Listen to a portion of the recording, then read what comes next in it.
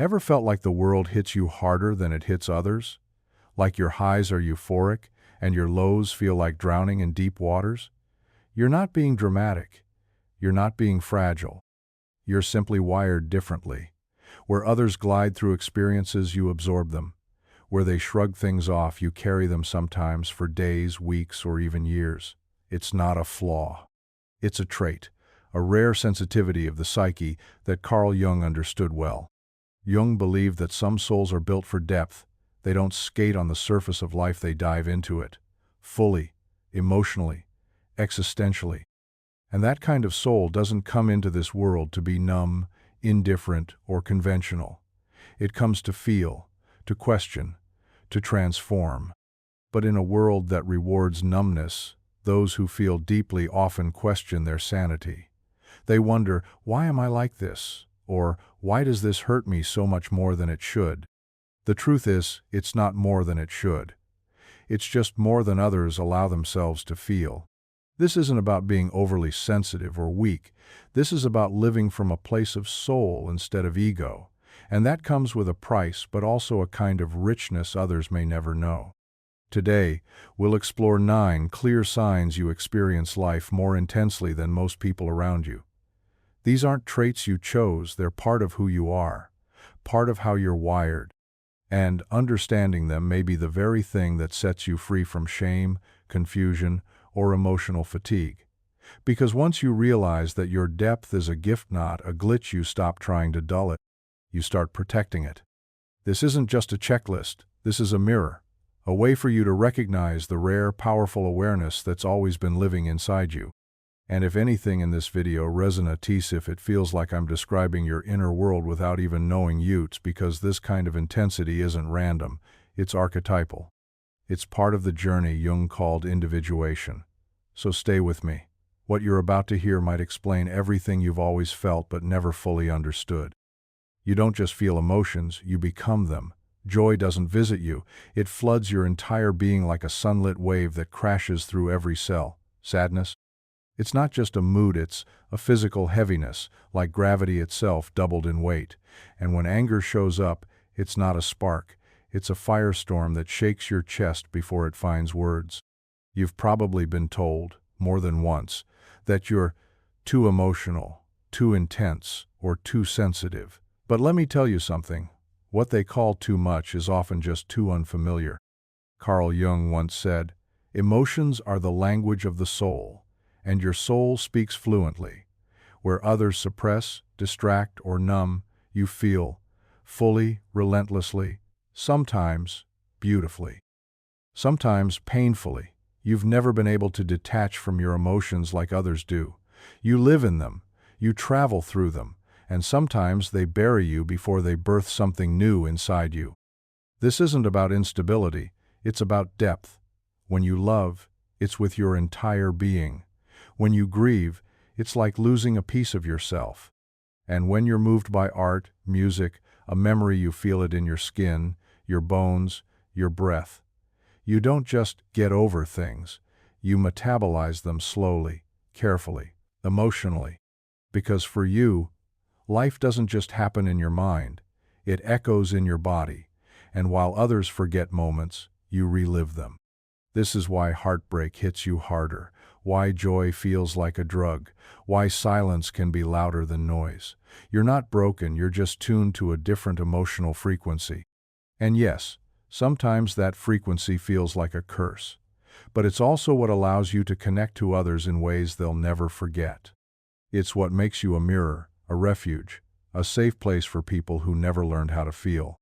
And when you finally stop judging yourself for it, when you realize that intensity is not your weakness, but your strength, you'll understand why your emotions always spoke louder.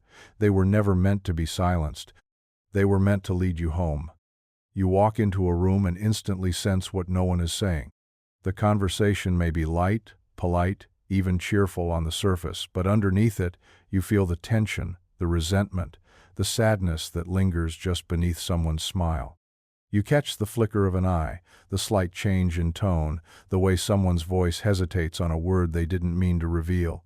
Most people won't notice it. You do. Not because you're imagining it, but because your perception is sharper, more attuned. You weren't taught this, it's instinctual, almost like a sixth sense. Carl Jung believed in the power of the unconscious, what he called the collective psyche, the emotional undercurrent that runs through us all. You, more than others, are tapped into that frequency. You notice micro-emotions the way others notice body language, a sigh too long, a pause too short, the way someone avoids your gaze when something's not right. It's not a theory, it's a truth your nervous system picks up before your brain can even process it. And yet, people might call it overthinking, paranoia, being dramatic. But what they don't understand is that your sensitivity isn't fear, it's data, emotional data that others block out but you can't ignore. Because for you, every space has a pulse, every person has a temperature, and every interaction leaves a trace. Sometimes, this gift can feel like a burden. You walk away from gatherings emotionally exhausted, not because of what happened, but because of everything that went unsaid. You carry other people's pain like it's your own. You feel their silences louder than their words. And yes, it makes you retreat, not out of fear, but out of preservation. Because being this tuned in means you need more quiet to recalibrate, to breathe, to come back to yourself. But in a world that numbs, your presence is rare. You bring depth to the surface. You ask the questions others avoid. You see what others pretend isn't there. And even if they don't always understand you, they'll feel seen in your presence in a way they can't explain. That's not weakness. That's intuitive intelligence. That's what Jung would call a psyche in communion with its unconscious. A gift that sees the soul, not the mask. And that in itself is power. It's just a sunset, they say. Just a song. Just a fleeting moment. But for you, it's never just anything. That orange-pink horizon doesn't just light up the sky, it opens something ancient inside you. That melody, it doesn't just sound beautiful, it cracks you open like a memory you never knew you had. That stranger's unexpected kindness, it doesn't pass unnoticed, it hits you with such force that tears rise without warning, because you don't just see beauty, you feel it. In your chest, in your breath, in the sacred quiet that follows. Carl Jung called this the numinusa sense of spiritual intensity, awe, reverence, moments that transcend the ordinary, where time slows down and your soul remembers it's more than just skin and bones. And you live there, often, not by choice, but by nature. You don't go looking for wonder, it finds you, in a leaf trembling in the wind, in the laugh of a child, in the way someone says your name with gentleness. But living this way isn't always easy. While others walk through life with filters on, you feel exposed like the world touches your heart with no gloves on. Sometimes you envy their indifference, their ability to scroll past life without flinching. You wonder, why do I feel so much over things that barely register for others? But what you call too much is actually sacred sight. You're not just moved by beauty, you're changed by it, transformed. This is why art wrecks you, why silence soothes you, why the mundane often feels meaningless unless it carries some hint of the divine. Your emotional response isn't about fragility, it's about connection. You don't just witness life, you merge with it. And yes, that can make you cry when no one else does. But it also makes you feel alive in a way most people have forgotten is possible. You weren't meant to live numb. You were meant to remember, to remind others of what they've stopped noticing. And in a world that rushes past its own beauty, your ability to pause, to be undone, to feel awe, that's not just sensitivity. That's a form of quiet rebellion. A way of saying, I'm still human, I still feel, I still see the miracle in the ordinary. And that changes everything. You've never understood how people can just move on. How they can love someone one day and act like a stranger the next. For you, relationships are never surface level, they're spiritual contracts. Soul bonds. Emotional fingerprints left on the architecture of your identity. When you connect, it's not for convenience. It's because something inside you recognizes something inside them. And that recognition feels ancient, as if you've met before in some invisible life.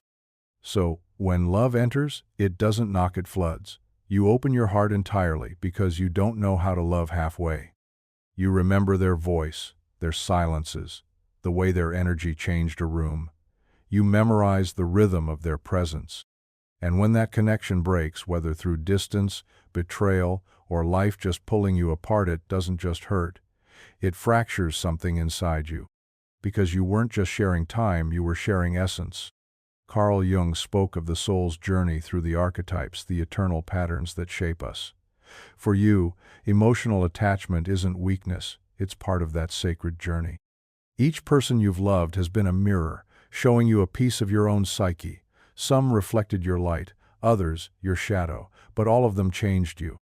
Because when you love, it isn't just about feelings, it's about transformation. But that depth has a price. You've been told you're too intense, that you need to chill, to be less sensitive, to stop caring so much. But the truth is, you've tried. And it left you feeling empty, disconnected. Because pretending not to care never protected you, it only silenced the very parts of you that make you who you are. You don't want countless shallow connections. You want one real one, or none at all. So if love has shattered you before, if someone's absence still echoes in your life, it doesn't mean you're weak, it means you're awake. Because the kind of love you're wired for isn't temporary, it's archetypal. And no matter how much it hurts to feel this deeply, you know deep down, you wouldn't have it any other way. Because that's where the real growth begins, in the space where hearts break, yes, but also where they rebuild something wiser, fuller, and more whole. You've never fit comfortably in light conversations. How's the weather? Feels like a foreign language. Surface-level interactions leave you restless, empty. Like your soul is being fed cardboard instead of nourishment. What you crave is the real, the raw, the existential, the unfiltered truths most people spend their entire lives avoiding. You want to know what keeps someone awake at night, what they fear, what they dream about but never tell anyone. Not because you're nosy, but because you care about what's real, and you can't pretend otherwise. Carl Jung once said, "Who looks outside, dreams. Who looks inside, awakens." You don't want dreams. You want awakening. You want the truth, even if it's ugly. You'd rather sit in silence with someone bleeding than laugh politely at a party that means nothing. Because you were never here for appearances. You were here for meaning. And sometimes, that search for meaning pulls you into darkness, not because you're broken, but because you refuse to stay asleep. This is why you're drawn to the broken ones, the wild ones, the ones who carry their pain like poetry. You don't fear their scars, you honor them. You see their shadow, and instead of turning away, you reach out. Because you've faced your own shadow too. You know what it's like to unravel, to sit in the dark and not recognize yourself. And, more importantly, you know what it's like to come back from that and what it took. You've descended into yourself. You've questioned everything, your beliefs, your past, your purpose. You've sat with your own chaos, not to escape it, but to understand it. Because for you, healing doesn't come from pretending everything's fine. It comes from touching the wound and saying, "I see you." And that makes others uncomfortable. People like distractions. You like depth. They want safety, you want transformation. But the truth is, you were never meant to live in shallow waters. Your soul was built for the ocean, for storms, shipwrecks, revelations. So don't apologize for wanting more, for asking the questions no one else will, for sitting with discomfort until it becomes clarity. That's not darkness, that's inner work. That's individuation. That's becoming who you were always meant to be. Your mind isn't just a tool, it's a world. A realm, a sanctuary. While others label it daydreaming, for you, it's more like traveling. You don't just pass time in thought, you enter it. Scenes unfold behind your eyes with the richness of a film. Emotions, colors, conversations, entire landscapes, all living inside you, even as you sit quietly across the room. You might be sipping coffee, walking to the store, lying in bed, and suddenly, you're somewhere else entirely. And that somewhere feels just as real as this world does. To some, it looks like distraction. To you, it's creation. It's communication with something deeper. Carl Jung called this active imagination, a bridge between the conscious self and the unconscious. And you've been walking across that bridge for as long as you can remember. Not out of escape, but out of instinct. Because where others see routine, you see metaphor. A crow on a rooftop becomes an omen. A broken plate, a sign. A lyric you hear in passing can awaken something in you that lingers for days. Your dreams are vivid, symbolic, almost prophetic at times. You've had moments where your inner world felt so aligned with your outer experience that you wondered if they were speaking to each other. They are. Your imagination is not a distraction from life, it enhances it. It reveals the threads that connect things, the patterns beneath the chaos, the meanings behind the mundane. You don't just live in this world, you interpret it. But this gift also means you're rarely just present. You're always sensing, imagining, linking ideas like constellations in your mind, and sometimes that makes reality feel dull, too sharp, too literal. So you retreat, not because you're lost in fantasy, but because your inner world is more honest, more vibrant, more sacred than the masks the outer world often wears. This isn't detachment, it's intuition in motion. It's creativity with a soul. And while others might never understand why a flower blooming can make you pause in silence, or why your heart aches after a dream, you know the truth. Your imagination isn't a weakness, it's a portal. And every time you step through it, you're not escaping life, you're deepening it. The world is loud, fast, relentless. And for you, that's not just inconvenient, it's exhausting. The buzzing of fluorescent lights, the chaos of small talk, the emotional static in crowded rooms, it all crashes into your nervous system like waves you can't control. Where others thrive on noise, you wilt. Where they seek stimulation, you seek silence. And sometimes you wonder, why can't I handle what everyone else seems to enjoy? But here's the truth, you're not weak, you're finely tuned. Imagine a violin string stretched tighter than the rest, sensitive to every vibration. That's you. Jung would say your psyche is more permeable, more attuned to the unseen forces around you. You don't just hear noise, you feel it. In your chest, your breath, your ability to think clearly. It's like the world is always speaking too loudly, and you have no way to turn down the volume. This is why parties drain you, why forced smiles and shallow interactions leave you feeling hollow. It's not about being antisocial, it's about being overexposed. You absorb too much. People's words, their energy, their unspoken expectations all sinks into your skin. And unless you retreat, you'll drown in it. That's why solitude isn't optional for you. It's oxygen. Stillness is your medicine. Silence is your sanctuary.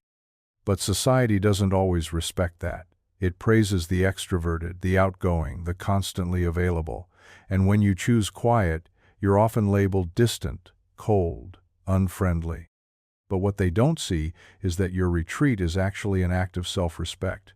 You're not running away, you're coming back to yourself. Because overstimulation doesn't just overwhelm you, it disconnects you from your truth, from your center, from the delicate balance that allows you to be fully present.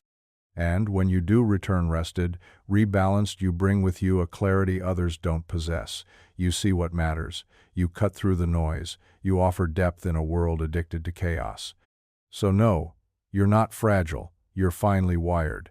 And honoring that sensitivity is not a limitation, it's a strength. One that keeps you rooted in what's real, while the rest of the world keeps running. There's a silence inside you that asks louder questions than any noise ever could. It doesn't matter how full your calendar is, how many friends you have, or how stable life appears on the surface. Deep within, something always aches. Not for more things, but for more meaning. While others seem content with routines, checklists, or momentary pleasures, you feel disconnected unless your life is rooted in why. Why am I here? What's the point of all this joy, all this suffering? Why does beauty move me and tragedy break me in places words can't reach? It's not depression, it's not restlessness, it's longing. A spiritual hunger that doesn't quiet down with distractions or surface-level answers. Carl Jung would call it the cry of the soul, the deep yearning for integration, for becoming whole. And that longing? It's not a flaw. It's your compass. It's what pulls you inward when the world gets too loud, what whispers, "There's more to this life than what you've been told." You're not interested in surviving, you want to understand. You question the roles you've been given, the beliefs you inherited, the truths you've never dared to speak. You feel like a wanderer among people who've already pitched their tents, even if they don't know where they are, and that makes you feel both lonely and alive in a way most can't comprehend.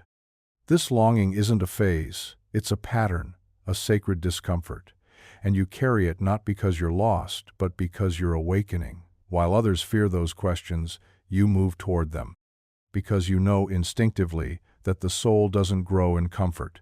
It grows in the places where the questions burn and the answers are slow to arrive.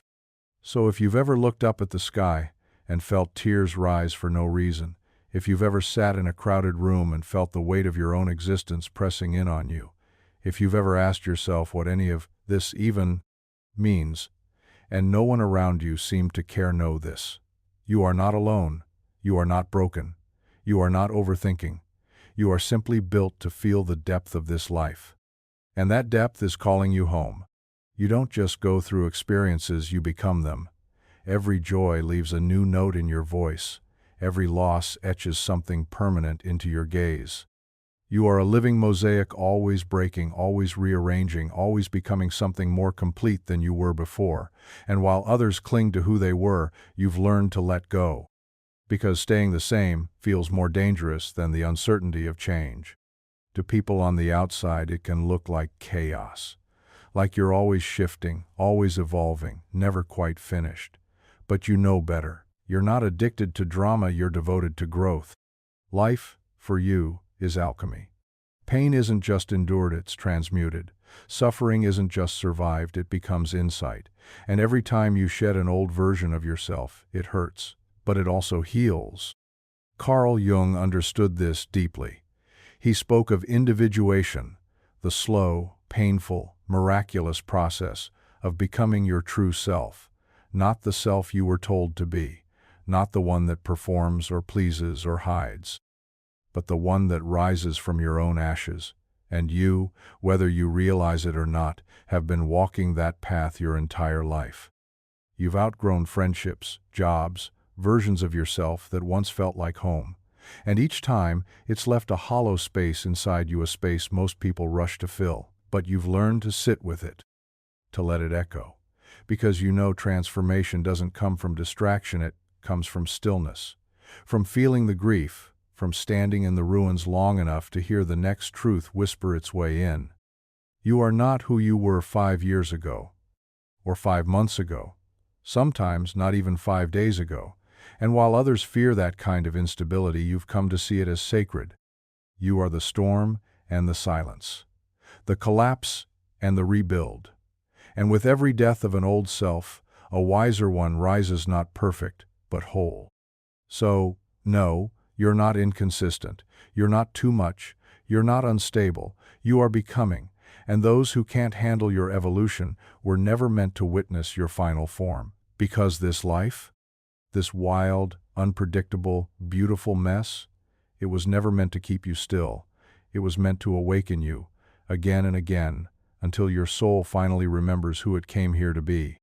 You've probably been told that you're too much, too sensitive, too deep, too emotional, too intense. But if Carl Jung could sit across from you right now, he wouldn't call it too much. He would call it awareness. He would see your sensitivity not as a flaw but as a sign of evolution, a psyche that's more differentiated, more awake, more tuned in to the layers of human experience most people spend their entire lives avoiding. In Jung's view, a highly differentiated psyche is one that doesn't simply react, it reflects. It feels deeply, thinks symbolically, and questions instinctively. That's you. Where others absorb the world through filters and habits, you receive it raw. You don't just live, you experience. You don't just feel, you process. And though it may seem like a burden at times, this depth is the very soil where individuation, the journey of becoming fully yourself, begins to grow. Your emotional reactions, your vivid dreams, your existential questions, your constant metamorphosing, none of it is random. It's your soul doing what it came here to do. Wake up. And that awakening? It rarely happens quietly. It shakes you, unsettles you, It pulls you apart so that you can come back together as someone truer, someone freer, someone whole. This is what Jung meant when he spoke of individuation.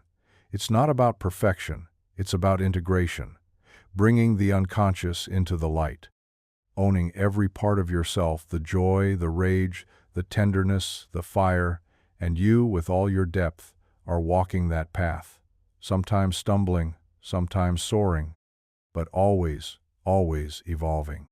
So the next time someone tells you that you're too emotional, too reflective, too complicated, smile gently, because what they call too much is often just what they've never dared to become. And your intensity? It's not your downfall. It's the very place your wholeness begins. But let's be honest, depth doesn't come without cost. When you feel everything, you carry more. Emotional fatigue isn't just a concept, it's a physical weight. You wake up tired from battles fought inside your chest. You feel the heaviness of the world before you even check the news. You walk through rooms and absorb energies like a sponge, even when no one says a word. And some days, it's not poetic, it's exhausting. You're not broken, you're just open. And being open in a world that numbs itself is a quiet rebellion, but it can come with consequences. You may feel misunderstood, alienated, like you're speaking a language no one around you recognizes. You may dip into existential sadness not because your life lacks meaning, but because you need it so badly. The absence of purpose, connection, or authenticity cuts you more deeply than others could imagine. Carl Jung understood this. He wrote, "No tree can grow to heaven unless its roots reach down to hell." You've been to those depths. You've sat with your own darkness, not to escape it, but to learn from it. Because you know that real transformation isn't light and glitter. It's pain turned into wisdom. It's confusion becoming clarity. It's sitting in the dark long enough to grow eyes that see in it. Your shadow isn't a mistake, it's your teacher. And the more you make peace with it, the sadness, the loneliness, the aching need to be understood, the more whole you become. Jung believed that true individuation comes not from eliminating the shadow, but from embracing it, from realizing that your intensity isn't a storm to be avoided, it's the place where all your truth lives. So if the world feels heavy on your shoulders, if your emotions sometimes flood instead of flow, if your thoughts take you deeper than you meant to go breathe, you're not failing, you're unfolding. And the darkness you carry? That's not the end of your story. It's the soil where your transformation begins. Let's face, it being wired for depth in a world addicted to surface is a lonely thing. You see through facades in a second. You hear the words, but you also feel the weight beneath them. You notice the contradictions, the unspoken fears, the emotional dishonesty that others wear like perfume. You don't fall for the performance. You look for what's real. And in doing so, you unsettle people who've spent their whole lives rehearsing. You question everything, not to rebel but to understand. Why do we pretend we're fine when we're falling apart? Why do we chase distractions when what we really crave is connection? Why do we stay in situations that drain us, relationships that numb us, patterns that break us? You ask what others won't, and that alone makes many feel uncomfortable in your presence. It's not your fault. It's your truth, your clarity, your unwillingness to sleepwalk through life. Carl Jung never saw sensitivity as weakness. He saw it as potential. The sensitive ones are the first to feel when something's wrong, the first to notice when something doesn't align, the first to carry the collective weight of what others avoid. You're not fragile, you're perceptive. You're not moody, you're responsive. You're not broken, you're awake. And in a world that rewards numbness, that's both a blessing and a burden. So people pull away. They say you're intense, complicated, dramatic. But really, they just don't know how to meet you where you are. Not everyone is ready to live without illusions. Not everyone is capable of seeing what you see. But don't let that harden you. Don't let it close your heart. Because while most may not understand you, those who do will never forget you. They'll feel seen in a way they didn't know they needed, and that's your gift. You weren't made to blend in, you were made to illuminate, even if your light sometimes casts uncomfortable shadows. Your sensitivity is sacred, but if left unguarded, it can become your undoing. Because feeling everything without boundaries is like standing in a storm with no shelter. You'll be drenched in everyone else's energy, pain, and noise until you can't hear your own voice anymore. So no, the solution isn't to toughen up. It's to tune in and protect your frequency like your life depends on it. Because in many ways it does. Start with boundaries, emotional, energetic, relational. Not as walls, but as filters. Not everyone deserves access to your depth. Not every conversation deserves your vulnerability. You can be kind without being available. You can be compassionate without being consumed. Carl Jung believed the soul needs containment to grow. And for you, that means learning how to say no, how to walk away, how to close the door even when your heart wants to keep it open. Then, silence. Make it a habit, not a luxury. Not just the absence of noise, but the presence of stillness. That's where your soul resets. That's where you return to yourself after the world has tried to pull you in every direction. Solitude is not your punishment, it's your sanctuary. The world will try to convince you that being alone is a flaw, but you've always known. It's the only place where your truth gets loud enough to hear. Nature, the sky, the trees, the ocean, they don't ask anything from you. They don't lie or judge or drain. They remind you of your rhythm. They anchor you in a world that moves too fast. When you're overstimulated, overwhelmed, emotionally flooded, go there. Let the earth hold you. And most of all, choose depth over noise. You don't need every experience. You need the right ones. The kind that nourish instead of deplete. The kind that mirror your soul back to you without distortion. You are not here to carry everyone else's pain. You are not here to soften your truth so others feel comfortable. You are here to live fully, feel deeply, and protect the energy that allows you to do both. Don't shut yourself down to survive. Instead, build a life that makes your sensitivity feel safe. That is not selfish, that is wise. If you've seen yourself in these signs, if your emotions echo like thunder, if beauty moves you to tears, if silence feels more honest than most conversations, then let me tell you something you might not hear often enough. You are not broken. You are not too much. You are not lost. You are precisely what this world is starving for. In a time where so many are numbing themselves, hiding behind screens, pretending to be okay while screaming inside, your depth is a form of quiet resistance. It's not a flaw, it's a flame. The world doesn't need more numbness. It doesn't need more people faking fine, chasing things they don't believe in, saying what they think they're supposed to. No, the world needs you. Your tears, your empathy, your aching questions, your refusal to settle for shallow answers. The world needs people who feel deeply, who break open and rebuild with intention, who look at their own darkness and say, "Even this belongs to me."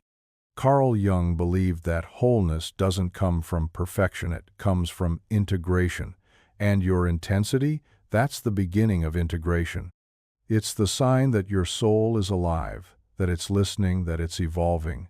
And yes, it's hard, yes, it hurts, but it's also sacred, it's also rare. So don't dim yourself to be digestible. Don't shrink to fit a mold that was never made for someone like you. Don't apologize for needing solitude, for craving depth, for feeling everything when everyone else seems comfortably numb. That's your power. And when you protect it, when you nurture it, when you own it, you don't just heal yourself, you give others permission to do the same. If this spoke to something inside you, I'd love to hear from you. Which of these signs felt most true to your experience? Have you always felt life more deeply than those around you? Drop a comment below. I read every word. Let this space be a mirror, not just a message, a place where depth meets depth. And if this reminded you that your sensitivity is a strength, not a burden, don't leave without subscribing. Because here, we speak your language. We honor the soul. We celebrate the ones who feel. Stay sensitive. Stay awake. The world needs your depth. This story was intense, but this story on the right-hand side is even more insane.